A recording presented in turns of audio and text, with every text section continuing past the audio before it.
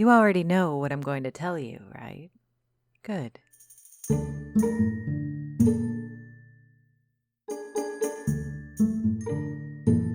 Aquilo. Season 8. Chapter 15. Old Family Recipe. Why? Of all questions, this has to be the source of most of civilization's wonder and harm. It is, in many ways, the question that is most human. Even as infants, before we can form the syllable and ask the question for ourselves, we wonder, why is the sky blue?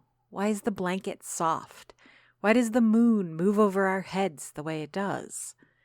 We struggle to find answers, and when we can't, we fill the void with superstition, religion, theories, and hypotheses. As nature abhors a vacuum, we rebel against the why, glad to substitute it with whatever will satisfy. Tragedy is a fertile ground for why. When catastrophe hits, the emptiness left by the unanswered question screams from within. Like the howling wind from a chasm, it demands attention and will not be ignored. Why is the reason Cindy is here, in Aquilo Forest, drenched and muddy. It's the question etched into Annabelle's face, written in an alphabet of grief and agony. All the while, I stand in the rain, feeling the mud seep through my sneakers and cold water run down my back, soaking the last few fibers of my clothes. Oh, how I want to comfort my friend and tell her that her mother is fine, or at least that there's still a chance, no matter how slim. That'd be a lie, though, and a cruel one at that. I've seen what befell Trevor and what Cindy found in the Gallagher house. I know what happened to Diane Cerejo's remains. So while these two women look at me through raindrops and anguish, quietly asking why, I am burdened with the weight of knowing. The cold attacks my knees and ankles as I struggle to bend down. With difficulty, I join my friend kneeling in the mud, cupping my hands over hers. She still holds that piece of ornate ironwork, the fragment of her mother's sword. Or City Hall's sword, I suppose. The remaining pieces must be buried around the clearing, each a post holding up the invisible fence that keeps the Fae at bay. But that's not the why. It was getting better, she says, her words wet from the water coating her lips. We were getting better. I know, I say, glancing up at Cindy, trying to get a sense of what's happening behind those big blue eyes of hers. I wish I saw anger or grief, perhaps confusion. Instead, I'm met with a mannequin's face. Expressionless, she might as well be dead or an automaton. Marble sculptures in a museum have more life to their features than Cindy has right now. With the cold, she seems just as pale. I'm sorry, Annabelle whimpers, pulling the piece of metal close to her chest. Why? It's my turn to wonder. Why did they choose this place? Why did Phyllis Baker choose the arena and the Black Manor? Looking over my shoulder, I can see the whole clearing. Less than 20 yards across, it's not that large an area, and not much more of a clearing anymore. A couple of saplings, patches of lush ferns, and encroaching woods fight to reclaim the area. Detective Lamore watches us from the middle, interrupting his study of the stone altar to see that we're not meddling with the crime scene. Or perhaps out of empathetic concern. Pickering stands closer, but keeps his distance. I can barely see the top of Dragon's head poking over the tall grass. Meanwhile, Darling reaches up to the farmer's chest, even while sitting. What was it, Pickering said? That the arena is full of ghosts, and the Black Manor is a house of tragedy. I don't need him to tell me about the forest, but maybe this is why they move. Is it the calamities that have befallen these places, or the intrinsic mysticism of each site that attracts the ex-pilvists? I can't tell, but there is a common thread. I reach out and pull Annabelle close to me, taking her in my arms. Our cloying clothes make the hug wet and unpleasant, allowing none of the human warmth I wish to convey. I gesture for Cindy to join in, but she stands there, looking at the clearing with that void expression in her face. Where to next, I wonder, listening to the sobs of my friend as I fail to comfort her. What other location in Aquilo holds the weight of this clearing or the Black Manor? Julia Remington's house used to be haunted, and the alley behind the bank is where I found the body of Clara Payne. But no, those aren't it. A shadow falls over Annabelle and me, and thick, calloused fingers reach down to us. Richard David Pickering. I try to take a hold of him for support, but he brushes my arm aside. His rough features do little to betray whether he's angry, worried, or both. It takes a second before I recognize what he's doing.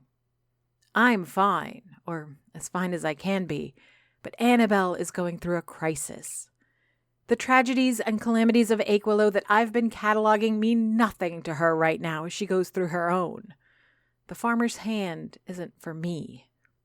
I allow Pickering to pull Annabelle to her feet before I struggle to stand on my own, my brand new shovel the only support I can find. My joints are stiff, drained of warmth by the sodden ground. Without a further word, I start walking back into the forest. "Ms. Dufour," Detective Lamore calls out from behind. Every step on the way back to Aquilo is weighed down by cold and damp. By the time I make it out of the forest, the rain has almost stopped. It's enough that I'm no longer showered by sheets of water and wind, but not so much that I can hope to dry on my way home. Instead, my skin feels moist under the clingy fabric while every gust saps the heat from my body. The small notepad I keep in the front pocket of my apron is soaked, ink running through the pages. Little stains poke through the fabric, but all of this registers as a minor curiosity in the grand scheme of things. I'm heading back to one of the most magical places in Aquilo. It's a bit of a detour and another curiosity at this point, but if I'm lucky, it'll be empty with nothing too weird going on. Nothing weirder than usual, at least. The sky is getting progressively darker as the sun struggles to pierce the clouds. By the time I walk through the southern entrance to Aquilo Border Park, night has all but fallen over the village. "You must be freezing," a calm voice calls out, startling me. These words, cutting through the constant white noise of falling rain and cracking of gravel under my feet, reaches deep into my soul. I've felt the calming influence of Patience's unique cadence, but never has the effect been so visceral. "I'm sorry," he says. "I didn't mean to scare you." He walks up from behind me, catching up to my steady stride through the park. I'm rounding the corner onto the path that circumnavigates the large stump dominating the center of the plaza when he reaches my side. He's struggling to pull off his white hoodie as he stumbles around in order to keep up. The scene would be comical if not weighed down by the circumstances dragging at me. "Here." He hands over his garment, which I put on with no more grace than he had taking it off. The hoodie is a welcome gift, warm and soft with a gentle smell of rose and pepper. I didn't know Virtues wore aftershave. Best of all, it's dry, a quality I almost forgot existed in this world. I walk in silence with him, the white of his skin, shirt, and pants becoming almost blinding in the increasing darkness. I'd come back to Aquilo in a rush, convinced that here, in Aquilo Border Park, I would find another meeting of the Aquilo Occult Enthusiasts Club. Instead, the perfectly manicured lawn and evenly spaced trees are as they always are. Mysterious, dark, but somehow welcoming and safe. "Can people be brought back from the dead?" I ask, shattering the silence.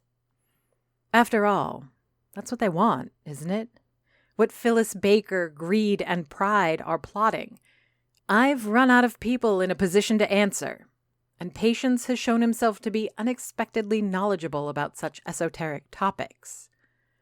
As is his habit, he takes a while to formulate his answer, stuffing his hands in his pockets and looking around the park as if he were rediscovering every detail anew. He even looks up to the sky, welcoming the few drops of leftover rain the clouds have yet to relinquish. "No," he answers.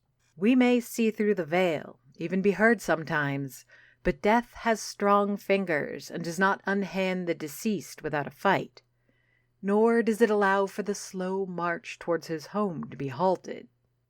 His words don't come as a surprise. Of all the things I've seen in Aquilo, death has been one to go uncontested.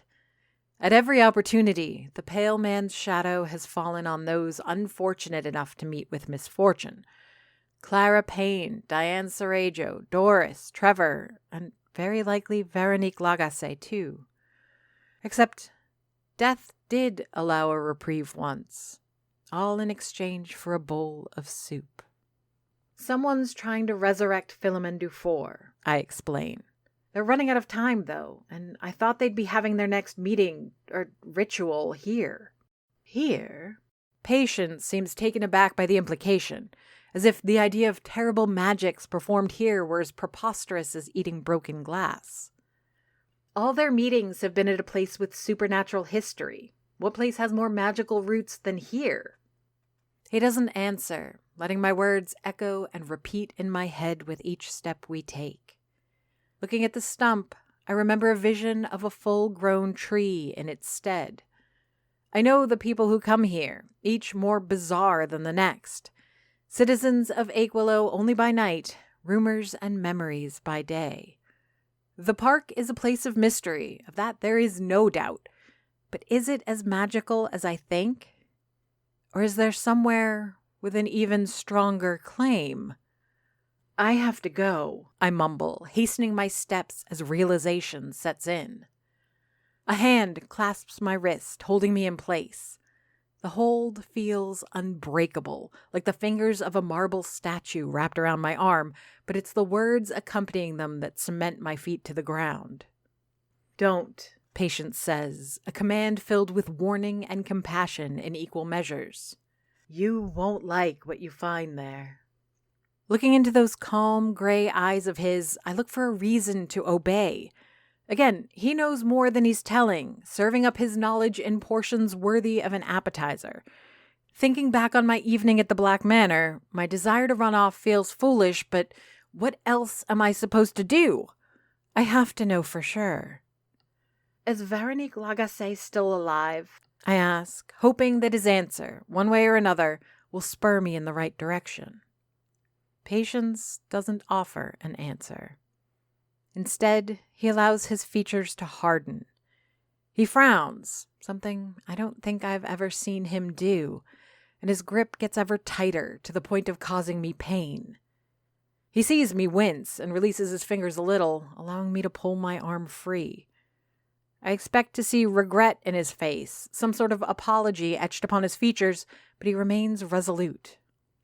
"I don't know what you'll find there," he says, a pleading inflection in his voice despite his forbidding gaze. "But it won't be what you hope." "Come with me then. You obviously know more than you let on. Aren't demons your natural enemies? Don't you have some duty to fight them?" Patience shakes his head, and for the very first time, I feel from him an ounce of condescension. It's reminiscent of my first day in Chef Gagnon's kitchen, a man I had long respected and admired, suddenly looking down at me and my ignorance. This boy, who looks no more than a few years my elder, suddenly seems as old as the enormous stump in the middle of the park. If I were to cut him, I would find more than the 25 or 30 rings, counting his age, but rather hundreds, revealing him to be truly ancient. "Not at all," he says, his features softening into a mask of regret. "It's our duty to help them, a duty I've long failed." I leave Aquilo Border Park under the glow of orange street lamps. The sidewalks are empty and the village quiet. I can see it from here, as I have so many times before.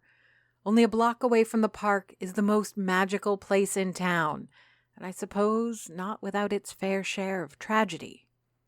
The Aquilo Cafe, where magic has been performed daily for decades now, under the watchful eyes of at least 3 to 4 witches, and probably as many as a half dozen. Already, I can tell something's wrong. The cafe should still be open at this hour, and there should be some modest foot traffic. Sandrine should be near the window, working on that novel she'll never finish. Her words, not mine. The teens who practice their skateboarding in the arena parking lot should be there, ordering chocolate croissants and Italian sodas as refreshments. All the while, Stefan should be there, offering stoic but efficient service to everyone. As I get closer to the cafe, I can see the lights are too dim. The Aquilo Cafe logo, usually projected through the front window onto the sidewalk, is nowhere to be seen, leaving the front of my coffee shop all but consumed in shadows. The only hint of light trickles faintly from the door, suggesting that the handful of pot lamps above the counter and register remain on. A few feet from the door, I stop. I can see into the dining room a little. Chairs still have all 4 feet on the floor. Tables remain covered with empty mugs and crushed napkins. Cutlery cluttering crumb-dusted plates. There's someone slumped in a chair in the corner near the window, their laptop screen glowing eerily in the dark. Sandrine. I think of calling Detective Wilson or texting Ophelia and Gulliver. Maybe I can get Francisco the Inquisitor to rush to my aid. Instead, I step in front of the door and get a good look at what's going on inside the Aquilo Cafe. Nothing. As I suspected, the same lights I leave on when I want the cafe to myself remain. It's the kind of cozy, almost intimate atmosphere conducive to preparing small meals and enjoying the little rituals that cooking allows. The scene would be inviting if it weren't for the details waiting in the periphery. The Aquilo is full. Well, not full, but the same average number of customers as I'd expect on a night like this are in attendance. Every face a familiar one. Every leftover food in front of them, their usual. All things being equal, this should be a lively evening at the Aquilo. I can see myself walking between tables, a large serving plate full of canapes or cookies, giving away free samples to test a recipe out. In this vision, I'm all smiles, and my apron and skirt twirl playfully as I turn from one customer to the next. Tonight, there is none of that. The warm lights that give the cafe its welcoming atmosphere are missing, and the patrons in attendance have none of the warmth and life that makes these evenings so magical. Instead, everyone is like a collapsed marionette, abandoned at a table or on a chair. Sandrine, Esteban, even Michael the painter. Average citizens and so-called occult enthusiasts litter the dining room with as much life in them as salt shakers. Eventually, I spot poor Stefan lying on the floor. There's a bit of blood trickling from his skull, and I can imagine him hitting his head on the way down. I need an ambulance. I need police. I have to unlock the doors to let myself in, announcing my presence with the ringing of the chimes. No thought of what could have happened or who else might be here crosses my mind. Nothing registers as more than a hindrance to getting to the phone, and only because my cell ran out of batteries a while ago. Once past the threshold, however, it hits me how many other details are wrong. The air is pungent with humidity and the smell of meat.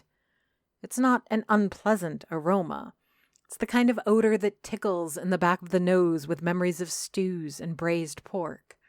There's a musky aftertaste, however, that reminds me of skunk cabbage. While not overpowering, it would be enough to put me off a good meal. The light I thought was coming from the kitchen isn't the usual professional-grade fluorescence I've had installed. Instead, the flickering of flames dancing on the walls tell the story of a dozen candles. Not efficient for proper cooking, gives the place a mysterious yet welcoming texture, not unlike the tent at a carnival. Finally, and most distressing, is the Dufour family cookbook laid open on the counter. I don't have to look at it long to see the pages displayed are written in black and red ink. Angry scribbles and scratches mark each page, turning each recipe into a confusing, arcane mess. These are the hallmarks of a darker cuisine. These are the signatures of Philomène Dufour. Good. A used-up and enthusiastic voice calls from the kitchen. You're finally here. Phyllis Baker. Her words, like a rusty hinge, scratch at my brain with the memory of the Black Manor. Her grandmotherly lilt does nothing to dull the threat of her presence. I remember her staunch defense of the Dufour family name with bitterness. The bile she directed at Trevor, translating into his grisly demise. Oh, She says, stepping out of the kitchen, cookie sheet in hand. Hanging from her neck and tied around her waist, she wears my spare apron, and on her hands are my flower-patterned oven mitts. In a way, it's like she's cosplaying me, using my kitchen to make food in my cafe. I thought you were someone else. She says, as if explaining the most mundane fact. Care for a meat pie? Smiling her toothless smile, she looks absolutely harmless as she brandishes the cookie sheet in my direction. Upon its surface are 6 identical golden-crusted pies. Still steaming, they fill my nostrils with the rich smell of spices and meat.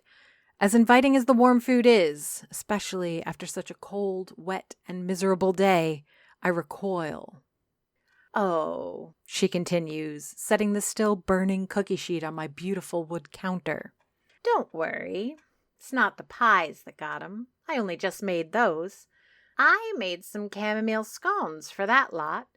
Didn't even have to serve 'em. The smell alone did 'em in. She pulls off an oven mitt and flips knowingly through the cookbook, quickly finding the page with the scone recipe. An old page, one of Melody's, if I'm not mistaken. "What do you want?" I ask, at long last finding my voice, though not as much strength to back it as I would have liked. You already know that, darling. She goes back to the original page the book was on, scrutinizing the recipe. We're bringing Philomène back. It's been a lot of work, but we're almost there. If this were a dish, and I suppose it kind of is, all that remains is to serve it. With all the ghosts and demons and death in Aquilo, I wasn't completely unprepared to encounter a necromancer. After all, I've met the undead in the form of vampires, and I've seen that the veil between the living and the departed isn't so opaque as to block all light. However, I expect those that meddle with the dead to be different. Not this sweet old lady with her pink knit sweater and a cloud of curly white hair. "You shouldn't mess with the dead," I paraphrase Patience, as if any admonition would have weight this late in the game. Oh, love, She says, picking up a meat pie between her fingers. Philomène isn't dead. She's just been put away. You'd know that if you'd been properly educated. What you need is a mentor, and Philomène Dufour will be perfect for that role. She drops the meat pie on a plate, stepping aside just long enough for me to get a good look at what she's done to my kitchen. Homely Phyllis Baker, old enough to be my grandmother and frail enough the wind could take her away, has laid waste to it. Not that anything is broken, but she somehow turned the place into a veritable abattoir. Bone fragments litter the counter and floor, with pieces still sticking out of my food processor. I know the bones by their markings. These are Diane Sarajo's remains, ground to powder. Piles of meat and organs overflow from metal bowls, a choice piece of muscle still on the cutting board where it was minced with my chef's knife. Finally, from one of my cabinets, the one where I keep my nuts, flowers, and other dry ingredients, hangs the skin of Mayor Veronique Lagacé. Even with her skeleton and muscles removed, she still maintains some level of strict stoicism. Empty eyes in a flaccid face look down on the back of Phyllis Baker with a cold desire for justice. The keys to the Aquilo, which I'd forgotten were still in my hand, dropped to the floor. I've fought demons before, almost losing my life to a few, but that's the difference between surviving a bear attack and being faced with a serial killer. The demons are victims of their own nature. They exist as slaves to the very desires that make them manifest. What I see in Phyllis Baker is a form of evil soaked with intent through and through.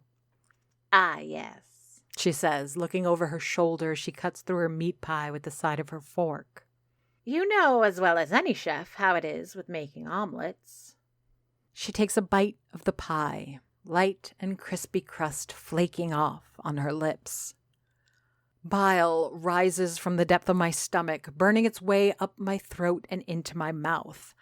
Nausea as pure as distilled water fills my guts as I realize what went into making those pies. You see, Phyllis explains with her mouth full, finger going down the ingredient list of the recipe. you can't do this particular one without using some very specific ingredients that are almost impossible to source. Philomen will teach you when she's back. Oh, you are going to learn so much, little Miriam. At this moment, nothing could appeal less than learning how to do this particular sort of magic. I got into this to make beautiful, stunning works of art that pleased as many senses as possible. Dishes that dance with the nose, delight the eyes, stun the palate, and leave the body full and satisfied. The magic was to be in the pageantry of flavors. All this witchcraft is a grand addition, not one without its dangers, but I'd never considered it could take so dark a direction. Red juices drip down the old woman's chin as she savors the fruits of her labor. I hate to admit that her cooking smells fantastic. The more I'm exposed to it, the richer the aroma. The flaking crust, gold and buttery, just like you'd imagine a grandmother would be able to make. My throat tightens when I remember the grotesque ingredients. Don't be shy. She motions to the cookie sheet. You can have one. It's perfectly safe. You're mad, I say, spitting out the obvious in a low whisper. She ignores me, licking her lips in a moment of gustatory bliss before looking around to find the clock.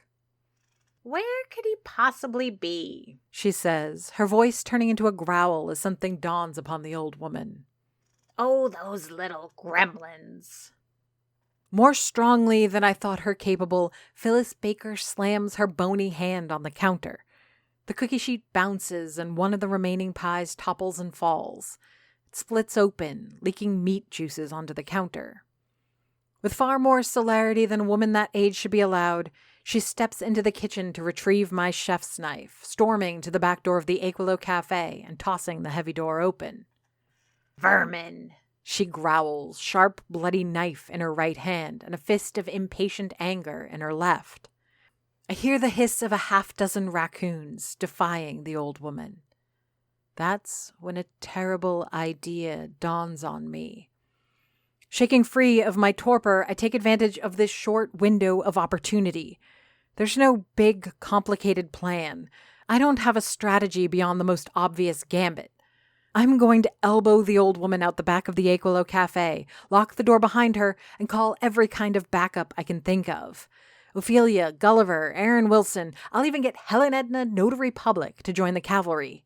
Let's see Phyllis Baker deal with the most stoic and austere woman in North America. My only worry is that I'll break every bone in her body upon impact, but considering what she's done, I can live with the possibility. I have 7 steps to get as much momentum as I can, and I leverage every single one of them, pushing my cold, weary body to its limit. 1, 2, 3. I lose my footing a little, but I get it back on the 4th step. 5, 6. I jump over Stefan's back leg, a stray thought for his well-being crossing my mind. 7. My right arm hits the back of Phyllis Baker's spine, causing an audible crack and pop. Lightning burns from my elbow to my shoulder as I bounce off the old woman. Flailing and tripping, I fall over and skid on the tiles. My head comes within an inch of splitting open on a table's edge in the process. In the end, I come to rest near Stefan's motionless body. My right arm twitches and spasms as muscles attempt to pull the joint back into its socket. It's not so much agony as it is disconcerting. Even my fingers refuse to respond as I demand. Trying to get up is fruitless, as every attempt sends jolts of electric pain up my arm. I'm no expert, but I must have done more than simply dislocate the limb. It feels like something's broken in there, too. Why is it, Phyllis grumbles as she kicks Salt from the threshold to the back door, that every living creature must do their darndest to get in my way? All of this could be avoided if only people would cooperate. And that includes you, you ring-tailed guinea pigs. Once done yelling and cursing at the raccoons, Phyllis Baker turns back to the interior of the egg willow. Even her kindly smile seems to have returned as she looks upon her handiwork and strolls back to the counter. The only small glance she tosses my way is one filled to the brim with disappointment. If there was any thought that the old woman is a normal human being, it has now been thoroughly debunked. Well, She screams at the back door. what are you waiting for? The salt is gone, you weak coward. She stabs the wooden counter with the chef's knife, holding onto the handle with a vengeful grip. Then, leaning down to me, grinning, In hindsight, she says, as if making casual conversation, I should have worked with angels instead of demons. Now, Phyllis Baker. A voice calls from the night, igniting a flurry of fresh protest from the raccoons. Let's not pretend you're anything more than a facilitator to this transaction. We're all here because we want something. Tall and gray, the demon I know as Greed enters my cafe. He wears the same business suit as he did at the Black Manor, except it seems to be a little dirtier and more in tatters now. Long fingers run over the surface of his slicked back hair as he smiles at me and Phyllis with equal levels of predatory hunger. You know, he says, voice soft as velvet while leaning down to look at me. Perhaps I could come to an arrangement with this one instead. If rumors are true, she's an adequate replacement for Philomene. I bet she could get me what I want and more, given the chance. There is no more to what has been arranged for you, Phyllis Baker says, with the same edge she had to her voice while threatening Trevor a few days back. Alone in my cafe with one, possibly two demons surrounded by the unconscious bodies of friends and customers, I realize that my situation is less than ideal. The old woman, who is obviously more than an old woman, seems to be becoming more unglued with every passing moment, which is saying something considering she was only just ingesting human meat pie. My only allies are the handful of raccoons carefully looking in on the unfolding drama from the back door. They don't have that many tricks up their sleeve, but I gotta give it to them. They tried. They won't help you, Phyllis says, following my gaze. Not that you need any help. You wouldn't even be hurt if you just stayed put and enjoyed the show. If anything, you're lucky to be here. How many people get to see the result of divine denouement and a ritual decades in the making? If this were a fairy tale, this would be the perfect moment for my knight in shining armor to walk through the front door. And since there are fairies in the woods, would it be so much to ask for a timely rescue? I don't need much. Detective Lamore and Annabelle finally catching up to me with Pickering and his dogs. Francisco doing his damn job for once, though I'm still not sure I want the Inquisition squaring off with demons in my establishment again. I'd even settle for Ophelia, especially with Gulliver at her side. That's not how this sort of story ends, though. Instead, this is the part where I need to figure out some clever way to save myself. Some genius trick will come to me, built from the convenient pieces of various details I've noticed that come together, like the material components to a ritual. I grunt, struggling to move myself into a sitting position that doesn't put so much weight on my right side, but the effort is agony. Like a good chef, I start to catalog the ingredients at my disposal. If I can figure out what's available, I can perhaps compose the recipe to my salvation. I may be alone, but I'm not out of... The door chimes interrupt my train of thought, announcing yet another player on stage. Looking up from my spot on the floor, partially hidden under a table near the counter, I see him. Not the hero I was hoping for, but someone I know to be an ally. I think. Charity. I didn't expect a rescue. Not that having people come to my aid is anything new. I've had none other than the mayor of Aquilo save my ass from a demon once, using a weapon of the Inquisition, no less. But there's something different to having a living virtue show up in my moment of need. Charity isn't what most would imagine a white knight to be. For one, he's armored with little more than a sweater and a bunch of bracelets. Unless denim can stop a demon's claw, he isn't geared up for a fight. He's also lacking the attitude of a proper hero. He's not storming into the cafe, swashing buckles or cocking pistols. Instead, he makes his entrance with the same sort of detached nonchalance you'd expect from a regular customer. There's still a hand in his pocket as he looks around the dining room, taking stock of the sleeping patrons and unconscious clients. At this point, I would expect him to tense up. He should be frowning, maybe pulling up his sleeves and getting ready for some kind of fight. I've seen what demons are capable of. They have claws and fangs. They change shapes and exude auras of manipulation. What will Charity bring to this challenge? I see no flaming sword, no glowing wings manifest behind him. He gives no warning to be not afraid. He doesn't even take his hand from his pocket. "Hi," is his heroic interruption to the scene. "Glad to see you're finally ready to meet." The demon stands up to his full height, a solid 7 feet from where I sit. He looks nervous, like a teenage girl meeting her idol for the first time. The way he pulls at the hem and sleeves of his jacket, struggling to hide creases, or how he desperately wipes at his pants, hoping to somehow brush the dirt from them. Inevitably, his hands go up to his hair, hunting down any strand that might have gone out of place. Greed stammers. "She's the one who wouldn't let you in. She's hoping that she's planning to—" "It's fine." Charity walks forward. "I'm in no rush. I expect all her preparations are in order now."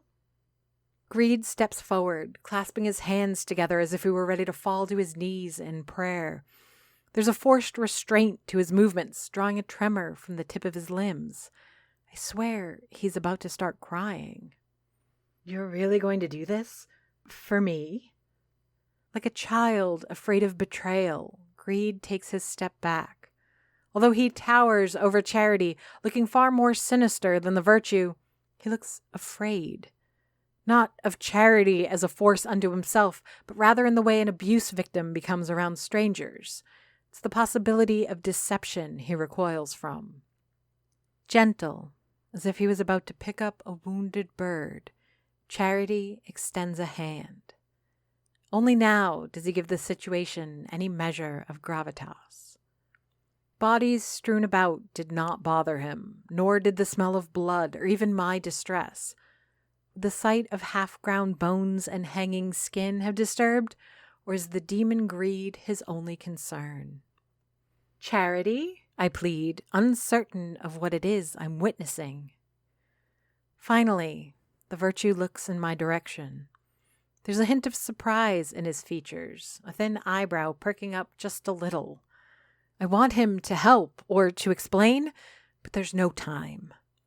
Greed takes the opportunity to act. He doesn't strike or hit Charity. No sharp claw spurts from his fingers to attack his opposite, nor does he vomit forth bile and acid. Instead, the demon reaches forward, clasps hands with the virtue, grabbing tight and firm. Both wince in simultaneous pain. "I'm sorry," Greed says, with a sincerity that reminds me of Agnes. "No need," Charity says, using his other hand to reinforce Greed's hold.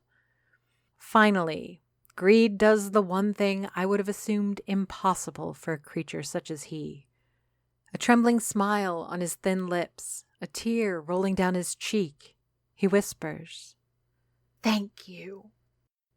I don't think human eyes were meant to understand what happens next. If I were to vulgarize the moment, I would say that the sin and the virtue exploded. Like matter and antimatter, they canceled each other out in a violent reaction.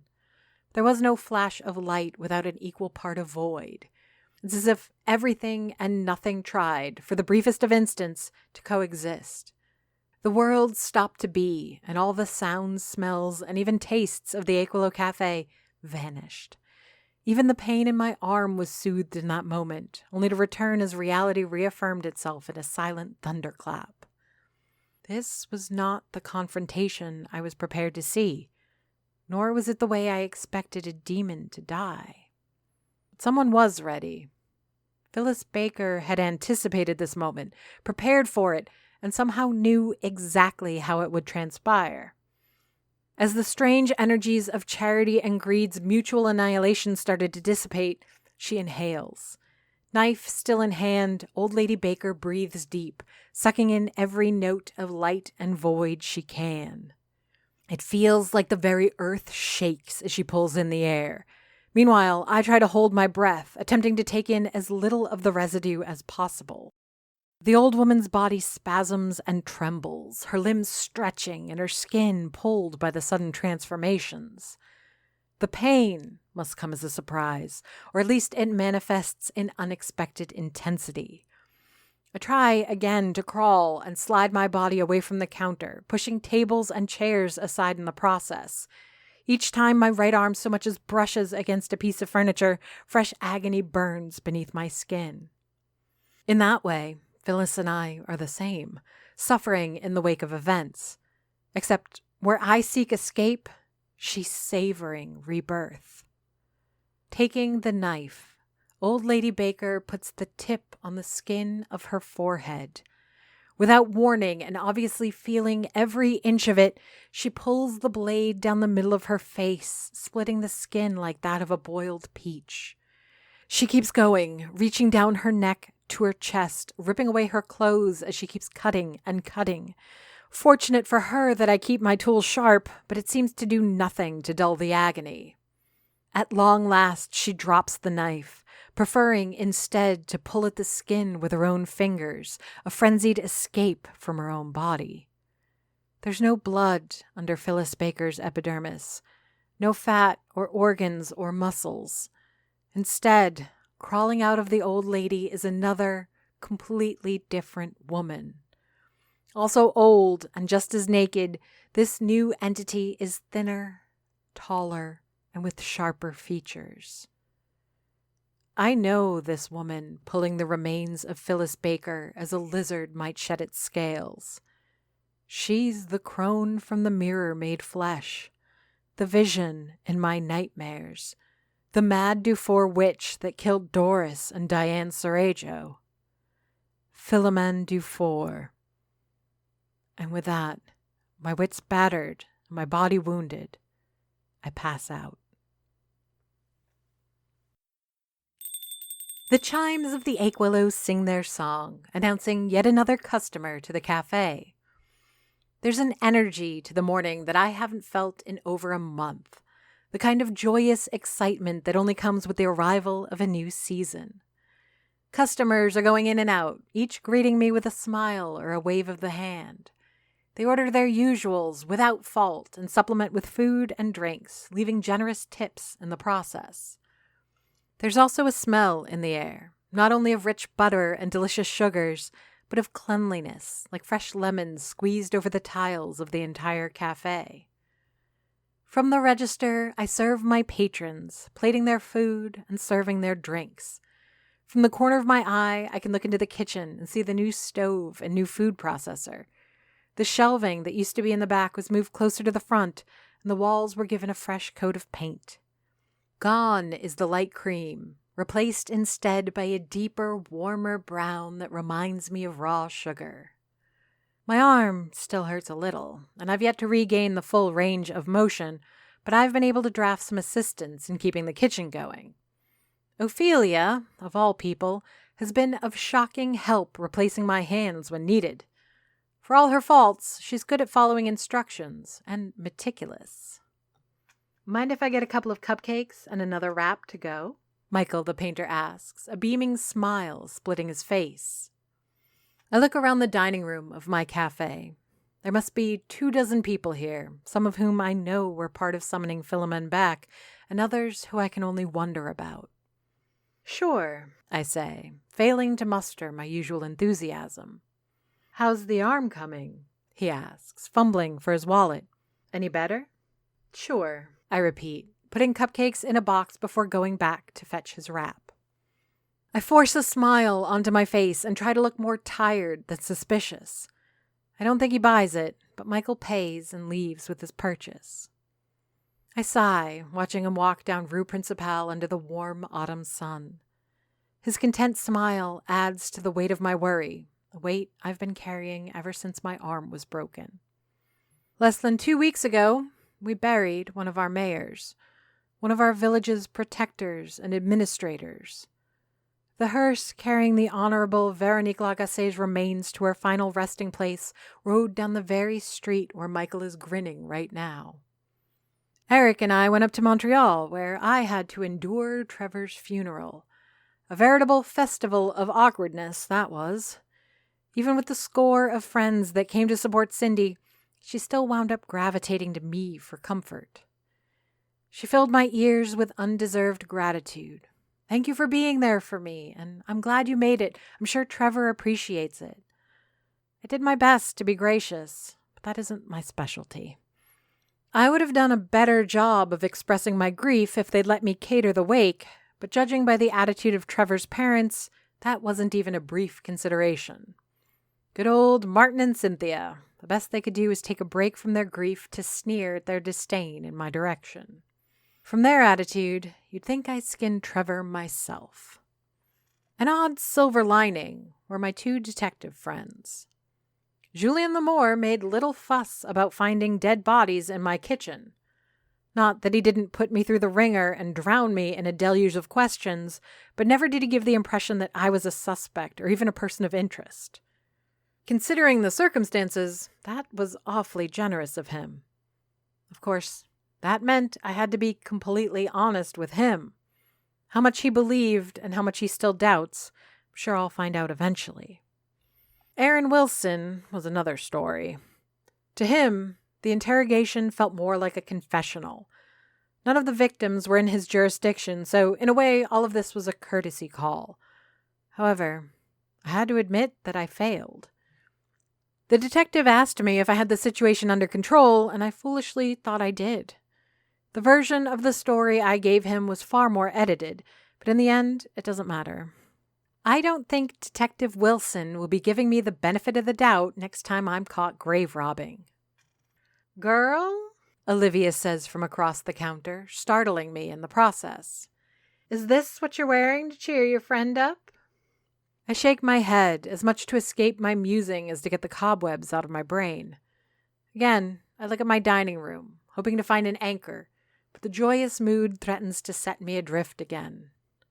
"What are you talking about?" I ask, inspecting my attire. "What's wrong with this?" Black jeans and a white blouse, mostly hidden by my green Aquilo apron, the clean one that wasn't taken into evidence. "Not your clothes," she says, waving her fingers in my general direction. "Your face. It could peel the makeup off a clown. That child is coming here for comfort and escape, not to see you ruminating on your own mornings." It's rare to hear Olivia be so sharp with her words. She usually has a lighter touch when it comes to advice and warnings. Then again, the more serious the situation, the less inclined to subtlety she becomes. And matters don't often get as serious as this. "It's just," I say, pouring fresh coffee into my cup. "It's been a hell of a week, you know?" "Mm-hmm," Olivia agrees, pushing her cup in my direction for a refill. "And how do you think her week's been?" Obviously worse than mine. Annabelle had to learn of her mother's demise from Detective Lamour, with a neutered version of the facts. Then she insisted I give her every detail I knew, which I reluctantly did. She disappeared after her mother's funeral, her life taken over by grief and administrative garbage. It's a cruel world that demands we fill out paperwork and answer questions when we need the time to process tragedy. And usually, the greater the tragedy, the more bureaucracy to navigate. Some would say it's a good distraction to keep us from wallowing in our own misery, but I disagree. Sometimes you need to simmer for a while before you're ready to be served. It was a relief to get a text from her this morning asking if I was working and if so, what was on the menu. It took immeasurable restraint to keep from baking every single one of her favorite treats, though I did make sure I had caramel sandies on hand. What was it going to be like seeing her again? How bad will it be when she sees the kitchen where her mother's body was found? Whatever the case, I hope I'm up to the task. If not, I know where to bring her some delicious comfort and apologies. Well, Olivia says, carefully picking up the hot cup I just handed back. if you've got a more sincere smile in your arsenal, I think now's the time to put it on. There she is. Annabelle strides in front of the ache willow with the kind of gait that speaks of hurry or confidence, or both. Her hair is back to a bright fuchsia with a strand of fiery orange at the front. She's wearing baggy army pants and sunglasses. As always, she's got her messenger bag strapped to her back. I try to read as much as I can from her attitude, but all I see is a rush to get inside. The chimes sing a happy tune at her arrival, responding to Annabelle's energetic push of the door. In fact, her enthusiasm is so loud that the door hits the corkboard behind it, dislodging a handful of business cards and pinned notices. Sorry, She says, immediately kneeling to pick everything up. Sorry. We watch, Olivia and I, as our bereaved friend fusses to put everything back in order before standing up and turning to face us once more. The entire dining room seems to be waiting to see what the daughter of Mayor Lagacé looks like now that she's come out of hiding. And it's not what I expected at all. My usual, please. She says, damn near skipping to sit next to Olivia. And a caramel sandy. Olivia looks at her as if she were a melon hanging from one of her apple trees. I half expect her to start poking Annabelle with her spoon to make sure she's made of flesh and bone. I start, just as baffled. Are you okay? Annabelle looks at us, the joy draining from her features, replaced by curiosity to match our own. Oh, She says, as if remembering something. yeah, I'm fine. I'm over it. It's good. I'm good. Olivia and I share a look.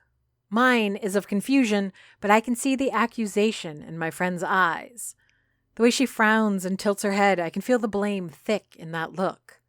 You fed her something, didn't you? She wordlessly asks. I shake my head no, but the subtlety doesn't go unnoticed. Stop that. Annabelle interrupts. Both of you. I'm telling you, I'm okay. Shouldn't that be good news? In this Stepford Wives version of Aquilo, where everyone seems to be bouncing back from tragedy at an accelerated pace, no, it's not good news. I find myself scrutinizing Annabelle, looking for signs of meddling, like a scarf or perhaps the smell of someone else's cooking. For a second, I even hunt for the stench of alcohol, worried my friend found her piece at the bottom of a bottle. All I detect is the faint aroma of peat and moist soil. Okay. She finally succumbs to the weight of my and Olivia's continued scrutiny. So, I went for a long walk to clear my head last night. And, I urge, a possibility taking shape in the back of my head. And I ended up in Aquilo Forest. And I finished digging up the rest of Mom's sword so I could bring it back to Mayor Byrne. she watches me, hoping that I accept this explanation. Annabelle brought back her mother's weapon, thus finding catharsis in closing the loop. Imperfect, but sufficient closure. Except, I don't buy it. And, I insist one last time. Annabelle sighs. And I couldn't handle my grief and regrets anymore. So, I gave them to someone who'd appreciate them. Aquilo is written by J.F. Dubow and narrated and produced by me, Amy Frost. If you enjoyed this podcast and would like to hear more, please rate and review us on Apple Podcasts or your preferred podcast platform. Want to support the show? Buy us a coffee. Go to ko-fi.com/Aquilo to donate. Aquilo has a Patreon. Visit patreon.com/Aquilo for details. Follow us on Facebook, Blue Sky, and Instagram under the username Aquilo.